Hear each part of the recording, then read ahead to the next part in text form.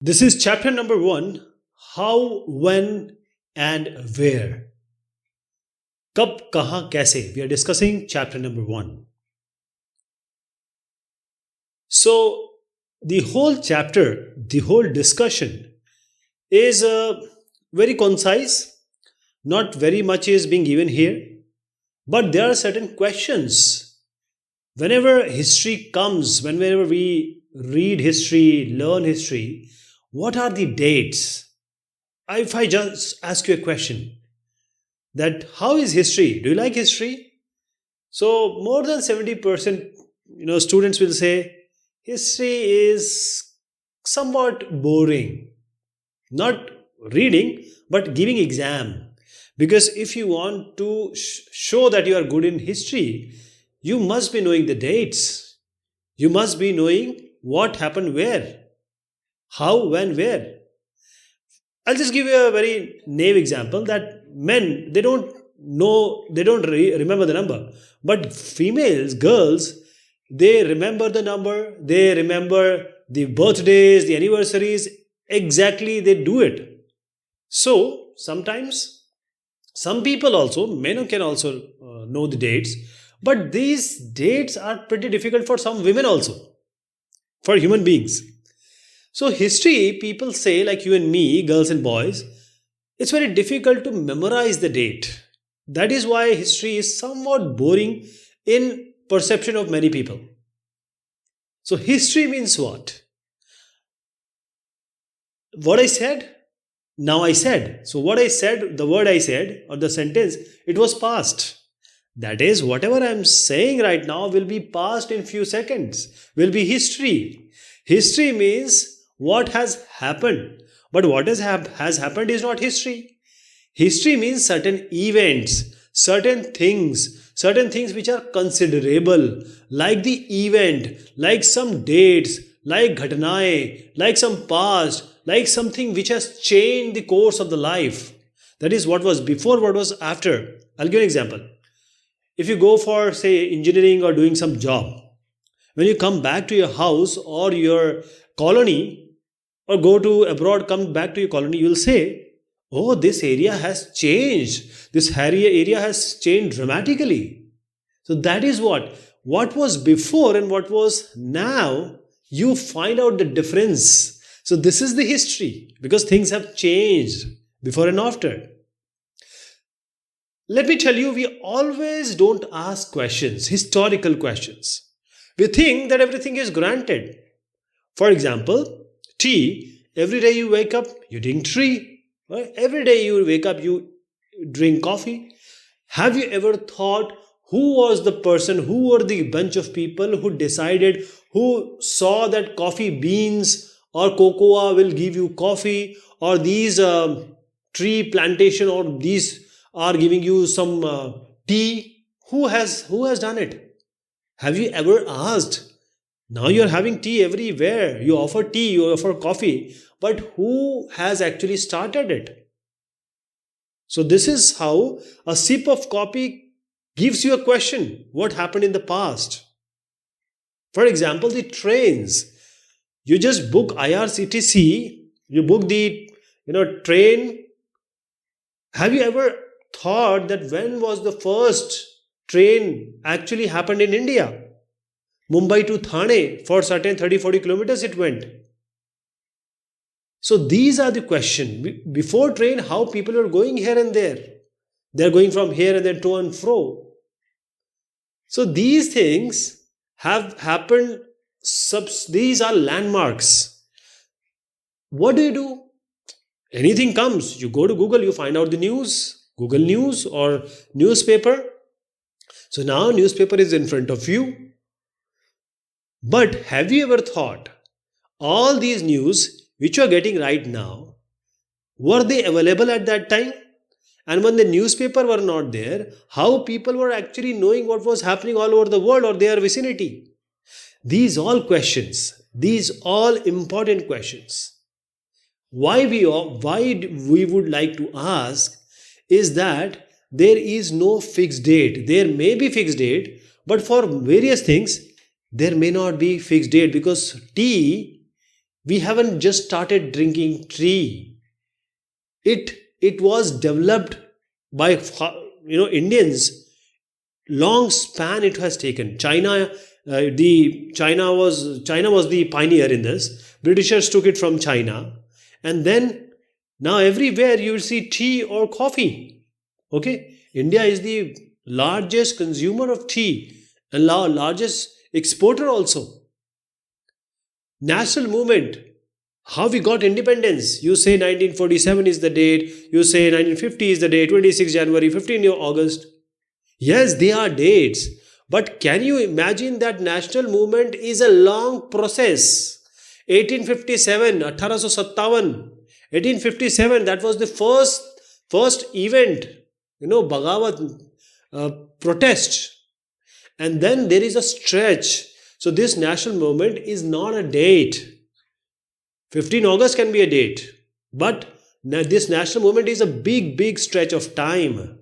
So there are certain things, in conclusion I would like to say, for certain things we cannot bind it with dates. It's a span of time. It has happened for a long time.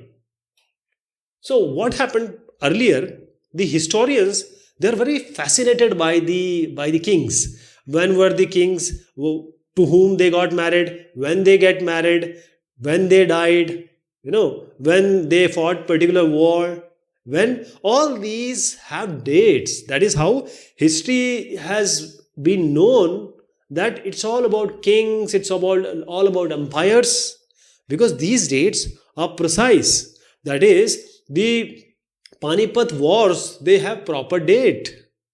The Buxar, the Plasis, all these wars have proper dates. So these are the dates which people who are going for UPSC etc. must know, they must remember. Right? So historians now, they have changed the trend. They don't talk about only particular person. They talk about people. They talk about society. They talk about humans. They talk about ideas. They talk about the right about the markets. They talk about how the cities were developed. That is how the culture was formed, how it developed, how the culture, society, samaj, Sanskriti, it developed, how it spread. So the question arrives, which date are we talking about? I'll give you some pictures here, and these pictures give you a lot of information. So these two people are important. I'll just come to them, and this picture also I would like to discuss. Here if you see, these are Brahmins, Indian Brahmins. They are offering or they are presenting the Shastras to Britannia. Bharat Mata, like that. Britain Mata or Britain's mother is Britannia. Like we have Indian mother, Bharat Mata. In British also has Britannia, Britain Matra. So they are giving their Shast and they are asking them, they are urging the Britannia to come here and protect our Indian culture, to protect the Indian Sanskriti. So Brahmins are giving it. And this is the perception of James Rennell. He actually made maps of India. And that book, the covering page of that book, the cover of that book is showing this picture. So here two people. He is Robert Clive. We would like to hear him again and again. Here he is Major James Rennell. So Robert Clive, he asked Robert Clive asked Rennell to make maps of India, maps of Hindustan, Naksha, different maps.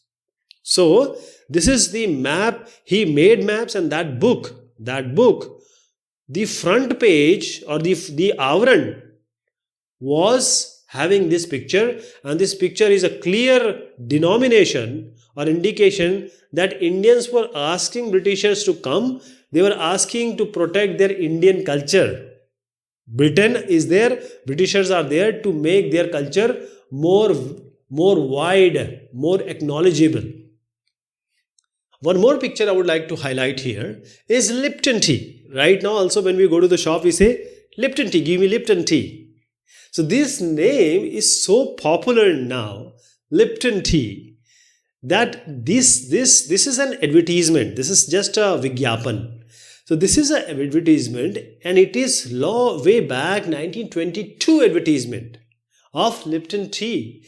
And there is a killa, that is, there is a wall of Indian palace on the background, and in the front there is Prince Arthur. He was the son of Queen Victoria of Britain, and Prince Arthur was given the title of Duke of Connaught. Duke of Connaught.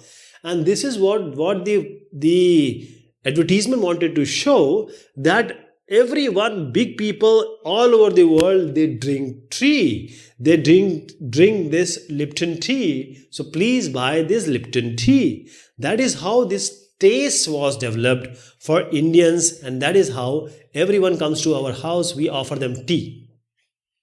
So now our question is, which dates we are talking about? It started with the British historians. The British historians, what they wrote, their history, for their history, who were important? The governor generals, the viceroys who came into India, this subcontinent, because at that time there were no Pakistan, there were no Bangladesh. So all these viceroys or these governor generals came, the highest ranked, say, leader of representing British here. Now all history of British historians were all because of or related to them.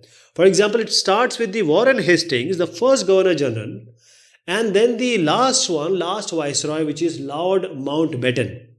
All these who come in between, the history of these people or the events or all these things which are surrounding them, what they did, what happened at their regime, what event took place. So it's all about the governor general presence. That is how these British historians wrote everything around a governor general.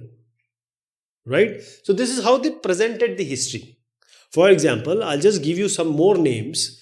These names will come again and again. Next time, again and again, they are going to come. Okay? So we have, let me give you some names here. So we have Hastings, Wellesley, Bentinck, Dalhousie, Canning, Lawrence, Lytton, Ripon, Curzon, Harding, Irwin. Don't worry about the names, you will know them, you will learn them.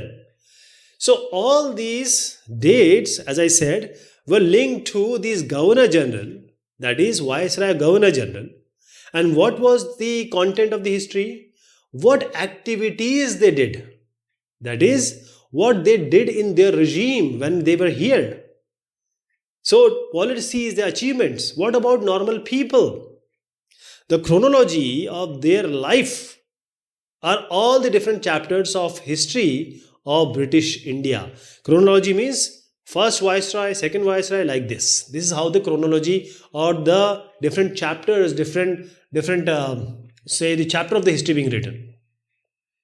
So this is Warren Hastings. He became the first Governor General of India in 1773. He is Warren Hastings. So whatever is being written is all that they want to glorify. The historians glorified the Governor Generals and Viceroys. So I just talked about chapters. So this book you are reading chapter 1, chapter 2.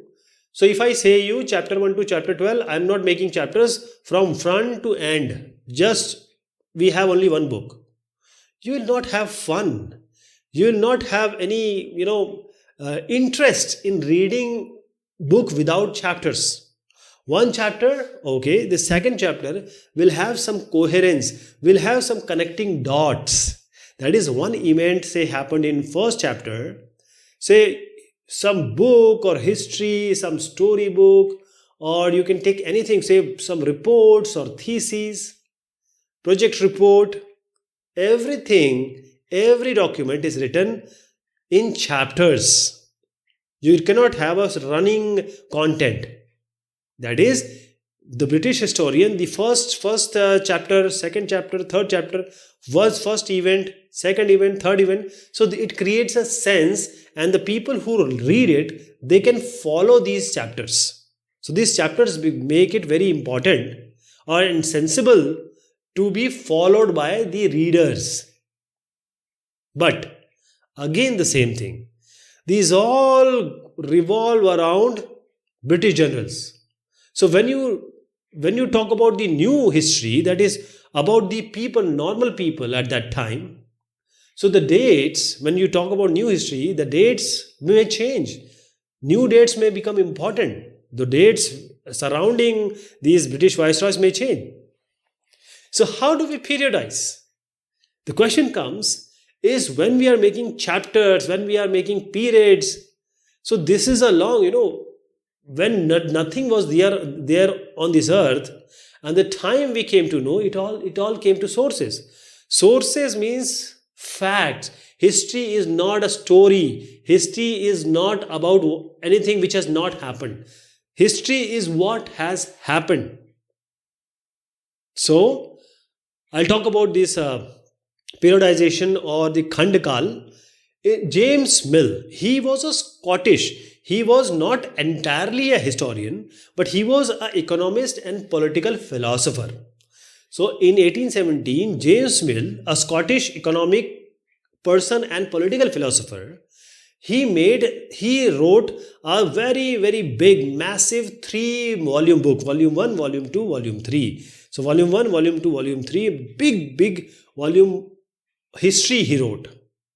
So what he wrote in these 3 different volumes, first history of British India, first was Hindu, second was Muslim, and third was British. So he divided the Indian history into 3 periods: Hindu, Muslim, British. Hindu, Muslim period.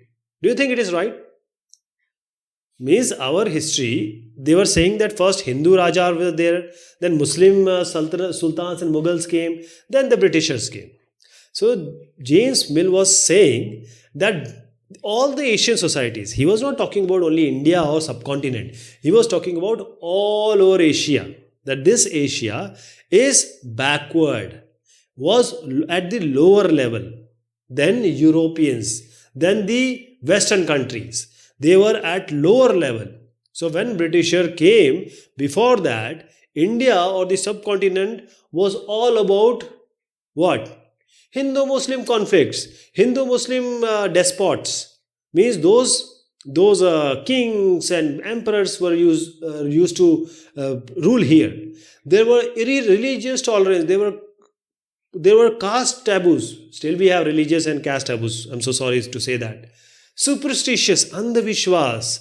These practices was all over. Sati pratha and so many things were happening.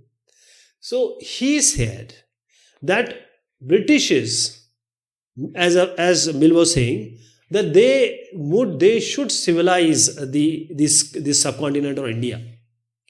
That is, they wanted to make them learn European manners, the arts, the institutions, the laws in India. They wanted to imbibe here. That is, without Britishers, India cannot go to progress or success. So before British, India or subcontinent was in darkness, utter darkness. They came and they showed us light. This is how Mill felt. So if you think that, say if you divide this into Hindu, Muslim, British, right? Hindu, Muslim, these are 3 periods of subcontinent history. But when the Muslim were there were Hindu Rajas, Rajputs were there, Jats were there, Marathas were there. When Britishers they came, they made everything correct. They gave us a very good life. Is India a Western country now? Is India a developed country now? So when the Muslims were there were different Hindu and other caste, creed, the emperors and kings also. And when Britishers came, they didn't leave our country as Soni ki chidiya. Actually, our India was Soni ki chidiya, and they actually made us a Daridra country, poor country. So history, if you see, the other historians, they divided the history into other say Khand. That is ancient, medieval and modern. So this is a different categorization, different kind of categorization. So it was ancient, medieval and modern. So we talked about the medieval last class, 750 to 1750. So this is early medieval and medieval we talked about. So this modern third, which is categorization, has come from the Western countries. how they devised their history, how they wrote their history. But in the Western country, the modern means what? This means when the science came, people started questioning, reasoning, logic. People talked about democracy, loktantra. They wanted to have liberty and they got it. They were equal. They tried equality between black, whites, Hindu, Muslim, Sikh, Isai, everyone equal. Women, men, all are equal. So this all, science, reason, democracy, liberty, equality. See, when it was not there, it was called medieval. When it was there, it was called modern. Now again a problem. When Britishers were here, Indians, were they had equality? Do we have freedom?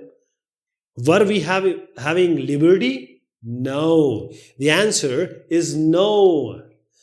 Are we getting, or did we get economic growth and progress? Yes, somewhat we get, because they actually progressed and they wanted their economic growth. So they actually progressed, and because of that we also progressed and we had a growth, but not that much, not that much. So that is why many historians, they call this period which is modern here, many historians call this period as colonial. The British period, or you call it as a modern period, they call it as a colonial, colonies, British colonial rule or other colonial rules. So what is colonial? Talking about colonial. And why we need to learn it? Because many historians refer this period, British period and modern period, as colonial. Colony, colonial, you might be living in certain colony. So what does it mean? That is, a colony will have, say, some houses. One of them will be yours. So these are certain houses in a colony. And then there will be a chairman, a secretary of that society or a colony. And they will take care of everything. That means they will take money from you as, say, maintenance charges. And they'll take care of your society. So this is how colony word has come. Now, if I take you to the actual picture, these are red colors showing the British colonies. British colonies. So Canada, India and Australia all were the British colonies. These were British colonies. So colony means when the Britishers, what they did, they came to different countries, especially ours. They established their rule how? By subjugating, by conquering, by these local Nawabs and Rajas, the kings, local kings. So, if colony we are talking, that is, the Britisher were controlling over the economy and society, not only in India, but all the places I am showing you. Economy, society, and also they would collect the revenue, that is the money, tax, kar, lagan. For what? For meeting their expenses, not for betterment of the country, but for meeting their own kharcha, expenses. They were taking revenue from Indians only. And then meet all their expenses. This is very important. Okay. Then what they would do? Whatever good they want, whatever things they want, it may be anything like crop or anything, agriculture product or manufacturing product, whichever was there. They would take them in a very, very cheap, low prices, and they would sell it wherever they go in higher prices. For example, the crops. That is, Champaran, it happened that they forced the farmers to grow indigo. Because for the cotton, for the clothes, this indigo was very in requirement in the Western countries. So that is how they forced people. So they produced crops they needed to export. They will get money from jute and cotton and many others.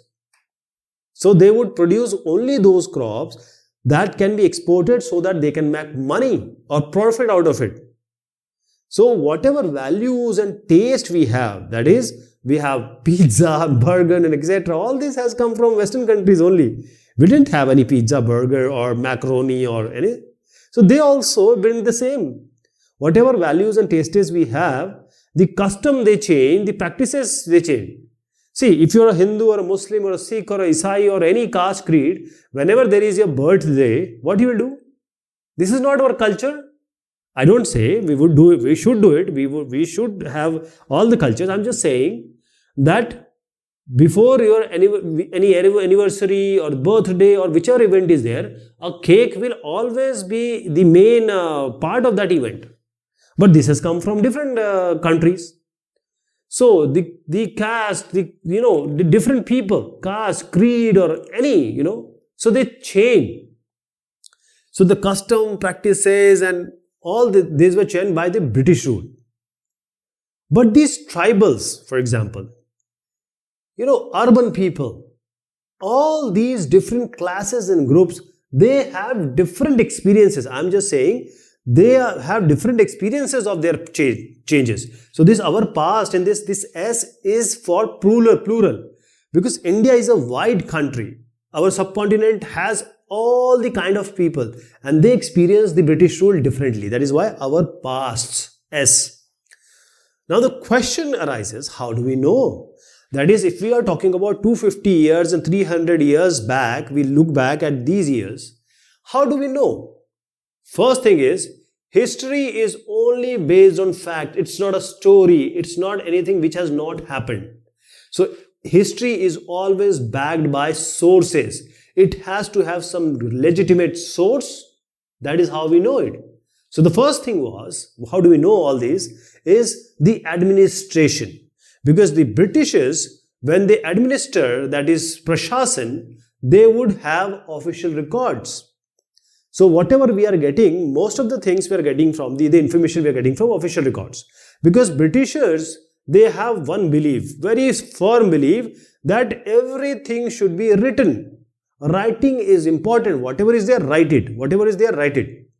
So any instruction, nirdesh, any plan, yojana, any policy decision, nitigat yojanaएं, any agreement between them, two parties, multiple parties, any agreement, or if someone has done something wrong, there is investigation going on.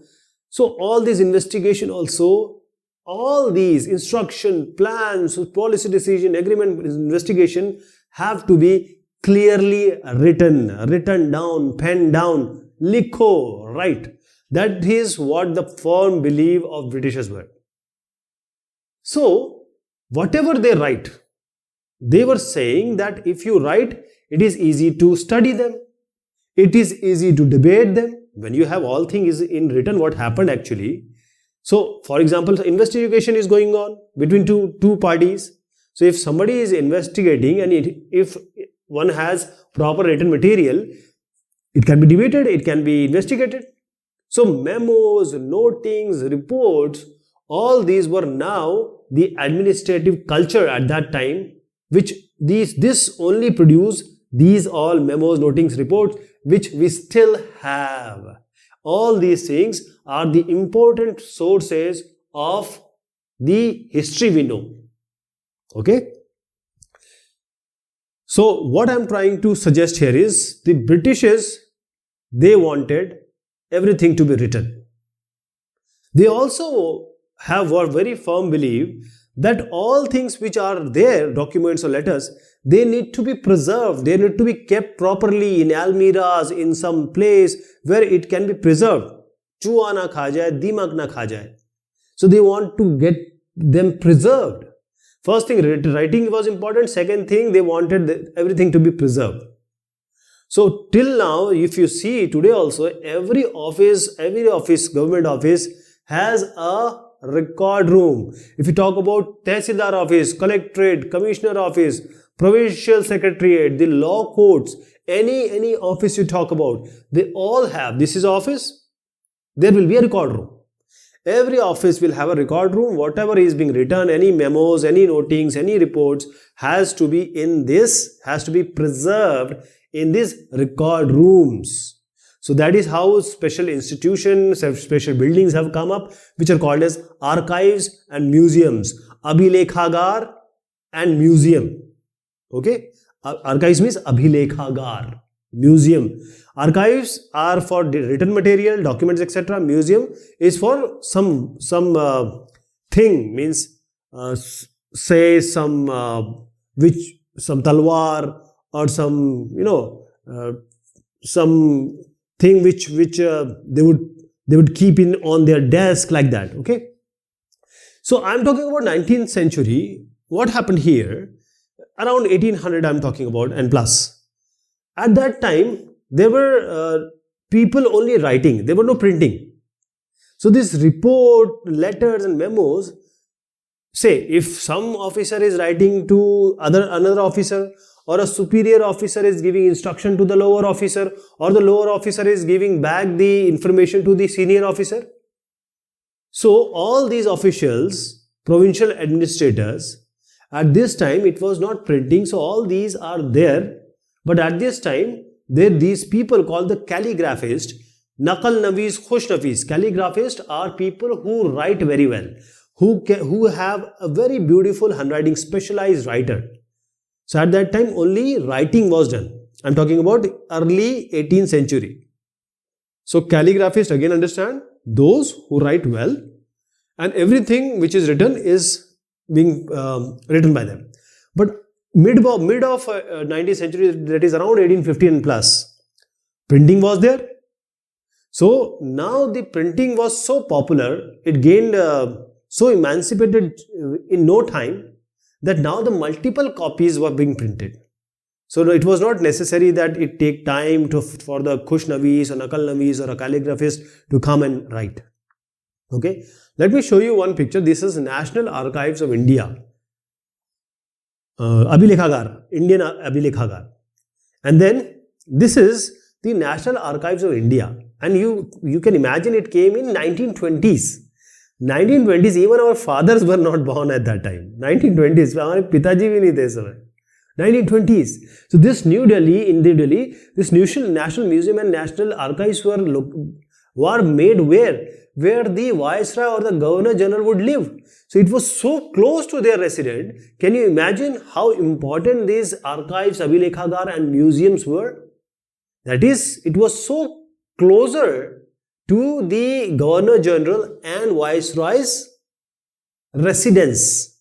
Again, museum and archives. So I'll give you what kind of information we still get in National Archives. Here is a report to the Home Department. In 1946, there was a mutiny, Bagawat, revolt. So it was happening, and this broke out on the ships of the Royal Indian Navy. That is at the Navy, that is the shipmen and at the dockyards. Okay, Royal Indian Navy, this mutiny was instigated, or it happened, it broke out. So now these places, as I show you, first at that time Karachi was in the subcontinent only. Pakistan was not there. So Karachi was there, and Bombay and Vizag, Visakhapatnam, they were important dock, they were important ports where ship would come and stay for loading and unloading, for refueling. So this is the Director of Intelligence HQ report. This report is saying that what all different places of dock, the information being sent to the headquarters. That is, to Delhi it was being sent that okay, what is happening? In Bombay, something is happening. In Karachi, something is happening. For example, in Karachi and Visakhapatnam, Karachi was saying that around 301 mutiniers, see here. So I'll just give an example of Karachi, that around 300 plus mutineers, that is the Bagawat wale, were under arrest, and some who are suspected, they are also being arrested. And also in Visakhapatnam, the information went to the center headquarters, was everything is fine and we are taking care of everything. No further trouble is there. So what I'm trying to say here is museum and these were very important. This Abhilekhagar archives. Now the second thing which comes, what Britishers has done is surveys.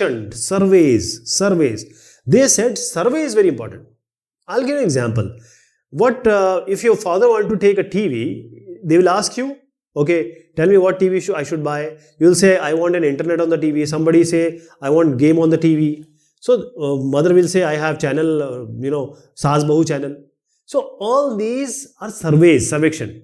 So the Britisher were very firm believer that if you want to know something, you have to do something, you have to know that thing. If you have to do something, you have to know something.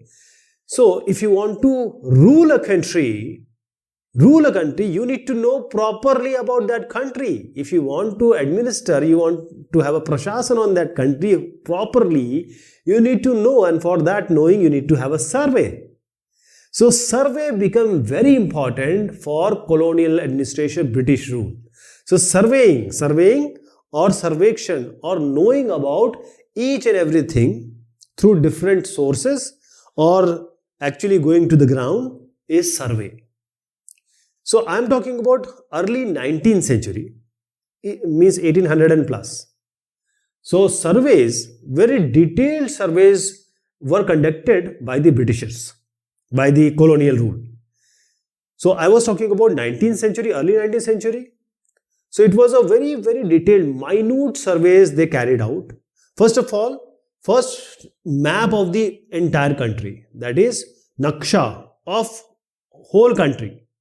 Then also the revenue, because money was coming from revenue, that is Kar, Lagan.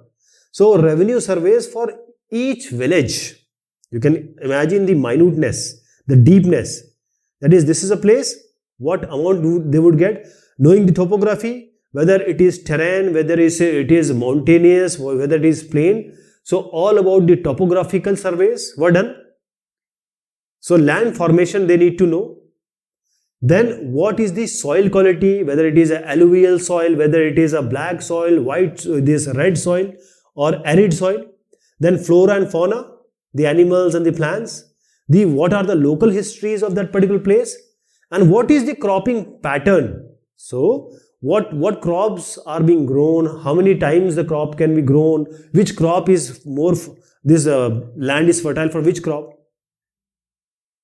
And if you go ahead, you will see that this 1890s around, means end of the 19th century, they would do census every 10 years. Mataganana, counting people, basically it's counting people. So every 10 years they would count people, how many people are there in this subcontinent. So not only this counting of people were done, they added more flavor to it. They also wanted to know the religion, the caste, the occupation, means what is the caste, creed it belongs, Hindu, Muslim, what, occupation, whether he is a Raja or a Rank. So the botanical survey, the zoological surveys, the archaeological surveys, the anthropological surveys, the forest surveys, everything was done. You see the picture which I showed you here in the right below part. The Survey of India, the Botanical Survey of India, the Geological Survey of India, the National Survey Sample Survey Organization, all these are survey departments only. Okay. I'll just show you a picture, very fine picture. It's Sita Phal, the wife of Ram Phal, custard apple plant. So this also was so important. They went to each and every detail. Can you imagine? So first they said that writing is important. Second, they wanted to procure and preserve everything. Third thing, they wanted to survey. They wanted all the surveys. These things you have to keep in mind. I'll show you one more picture. This is the mapping and survey operation which is going on in Bengal. And this is 1832. Can you imagine 1832 I'm talking about? At that time, Britishers were actually surveying when we were fighting for Hindu Muslim, and still we are fighting for Hindu Muslim and Sikh Isai. And they were, I just, I don't have problem with British at all. They were doing good work. They were not doing good work for Indians, of course. So, if I write something for your friend, if I am writing something for your friend, do you also believe that what I am writing is correct? Right? You may say, no, you have written wrong. This is not my friend. He is not like this. So, actually, what official records do not tell, what official records tell us, we know. But what official records do not tell us is also very important, because these official records are written by officers, that is the memos, the reports, the notes, everything is written by whom? Officers. It's official, whatever official thought, how office were going, how there is a communication between different offices. This is what we know. So what they wanted to show for the future generation, for the posterity, that is they wrote, okay, but they would not give us a good idea. These official records won't tell us about the country people, about the village people, about anyone who is, for example, here it is given peasant, tribals and the poor who are working in mines. So the normal people, we don't know about them. So these official records, when we are not getting all the information, we are getting information from official record. I'm not saying we are getting plenty of information. But what about the normal people at this time? So we need to go for some other sources. We need to go for some other sources, some other strot other than official records to know about what was happening at that time. That is why we are talking about how, when and where.